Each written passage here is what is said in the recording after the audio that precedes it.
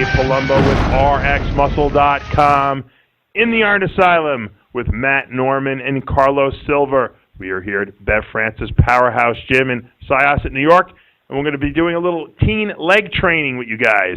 Welcome. How's it going, Dave? What's up, Dave? Hey, guys. Both of you guys are relatively young. Matt, you're 19. Carlos, you're 18. And that always intrigues me because, you know, in this day and age, we don't really see a lot of teen bodybuilders, and we certainly don't see a lot of teen bodybuilders lifting tremendous amount of weight. We got you here training legs. You guys had told me you were hardcore trainers. I didn't believe it till I saw it, but I'm convinced now, and hopefully the people watching this are going to get a nice little treat. Now, you guys are warming up with hamstrings here, Matt. Matt's the guy with the beard, in case you guys watching are a little confused. Talk to me about how you got into bodybuilding, Matt, because, you know, teens have interesting ways that they've been introduced to the sport.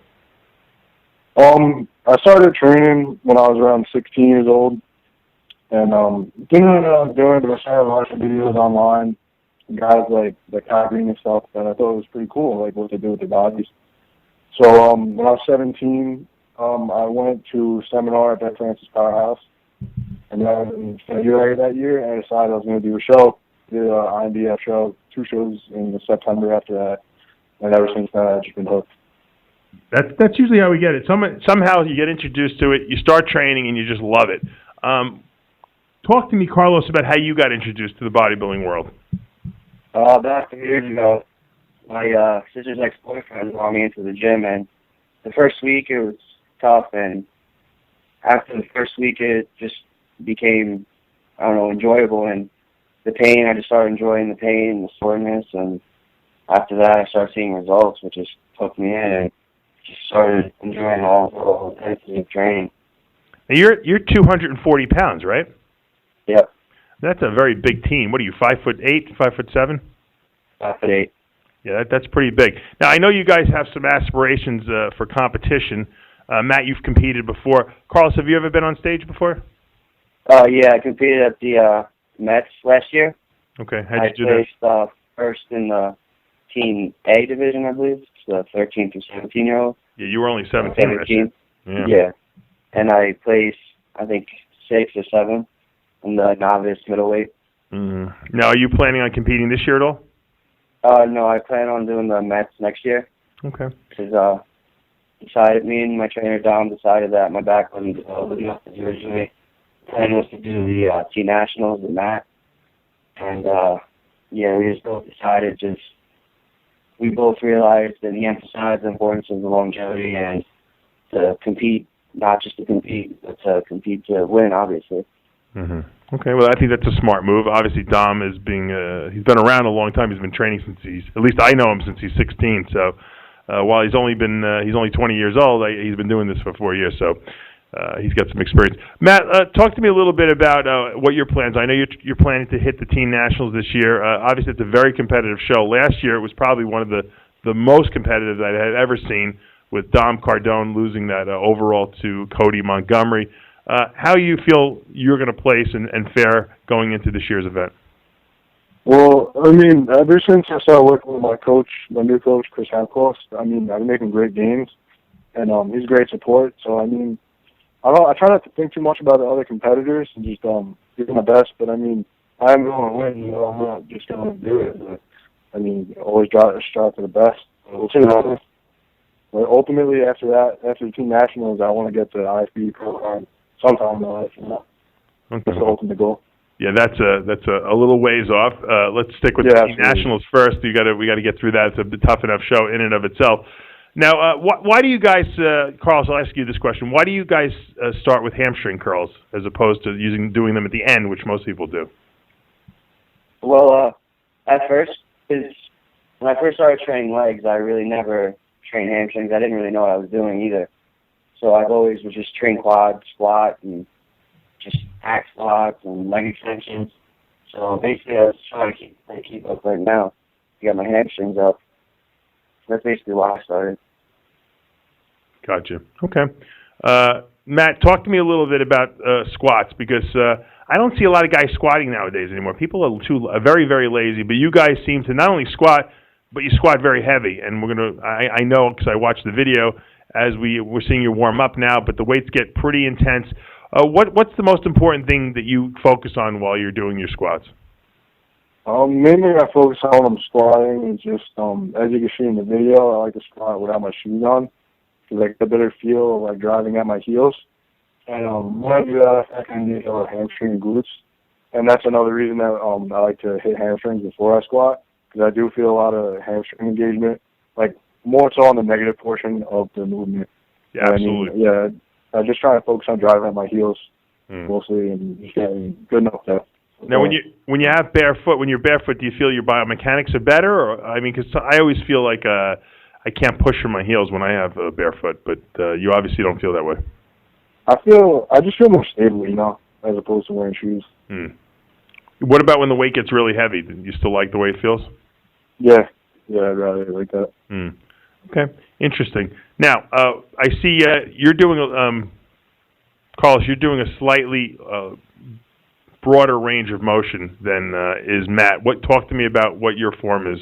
Why it's important for you to do this range of motion? Has this been always the way you've learned to do them? Not really. I just actually recently started doing that because I had originally posted a video of me squatting, and Dom right away commented on it and told me, where he started was always squatted after the grass, so there's no better way to grow legs than to do a full range of motion. Yeah. Ever since then, I've been doing it, and I'm amazing gains, and that's thank for that. Yeah, you obviously, if you want to get full range of motion, I'm a big believer in that too. If you get full range of motion, you get full range of development. I notice as you're getting a little heavier, you're not really locking out at the top. Why is that? No reason at all. I mean, I just try to do what's comfortable. I don't want to force my body into anything, and I also don't really like locking out at the top because my knees. It kind of bothers my knees when I go too far up. Gotcha. Now, Matt, when I watch you do your squats, your form is you don't go quite as far down. You have a shorter range of motion. What's the thinking behind that? The reason I do that is because last off season, I was going extra grass probably a little bit too low to the point where I was hyperextending my back. Yeah. But I just try and get low enough to where I do feel like it is hitting at the bottom, like hamstrings and shoulders. But I just like all I try to do what's comfortable for me. I don't understand, when I was squatting, I don't know if it's because those weights were so, I guess you'd say thick. Yeah. And they were so far down on the bar. I felt as soon as I got under 405, the whole bar was just, bending almost, I don't know, lowering me down. It was freaking me out a little bit. I didn't really like that. Yeah, the weight balance is a little different on these because the plates are bigger. These are kind of like CrossFit plates because they're made to be bounced off the floor.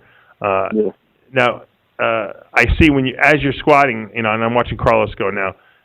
I notice you both have good form, even though your range is a little less. Matt, you guys are very controlled on the way down in the negative portion of the movement. Has that been properly instilled in you? Yeah, that's definitely an important thing, and that's also just for all the upcoming and young athletes. Just definitely have emphasized the importance of safe lifting. If you want to keep going in the sport, you gotta make sure you're healthy and you're doing your form properly and everything. So I see a bunch of young people just coming in and just putting 6-7 plates on, and they really should be doing too, Yeah. Now, Matt, have you had any injuries in your young career? Yeah, just minor ones, nothing, but just a couple tweaks here and there, nothing crazy. Now, I noticed on the heavy set, Matt, you go all the way down. Your range of motion increases quite a bit. I think you got almost a 475 on there, or maybe more. Yeah, I don't know. I guess it was just mental. Just felt good. But, or maybe it was just the weight pushing me down. I think it was the weight driving you down, exactly. But obviously you're strong enough to lift it up because the weight went right up pretty easily there. What's your best squat at this point? My best squat? I never touched anything more flat plates. I don't carry anything, 14 nationals, but the most I did at my gym was I did 5 plates for, I think it was 7 or 8. And that's very impressive. Very impressive. Now, obviously, it's been instilled in both of you that squats are what really build leg mass, and I think that's important. I think a lot of guys try to get away from it, doing leg presses and hack squats. What's your feeling on total sets for squats per workout? Honestly, I just kind of go with it. I don't really have a set number. I sort of like to work up. I play like 1, 2, 3, 4.